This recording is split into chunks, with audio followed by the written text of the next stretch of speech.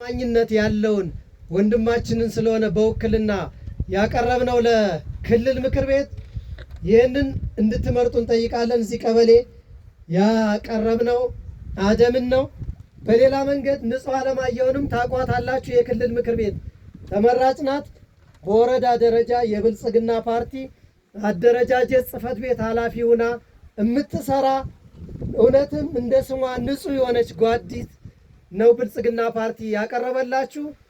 ለህዝብ ተወካዮች ምክር ቤት እጩ ተወዳዳሪ ደግሞ የተከበሩ አቶ አስቻል አላምሬን ታውቋቸዋላችሁ። ከዚህ በፊትም በህዝብ ዘንድ ታማኒነት ያላቸው ለህዝብ የሚለፉ የሚታትሩ የህዝብ ተወካዮች ምክር ቤት አባል ነበሩ ከዚህ በፊትም።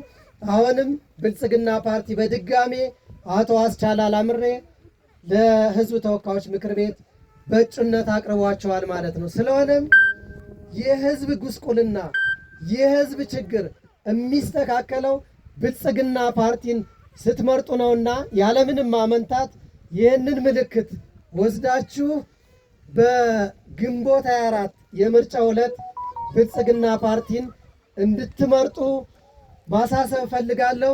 ከዚህ በተጨማሪ የምስራቅ ጎጃም ዞን ብልጽግና ማነው የአደጋ መከላከልና ምግብ ዋስትና ኃላፊ አቶ ተሾመ መኮንን አጭር መልእክት ይህንን አስመልክቶ እንዲያስተላልፉልኝ እጠይቃለሁ። በጣም አመሰግናለሁ።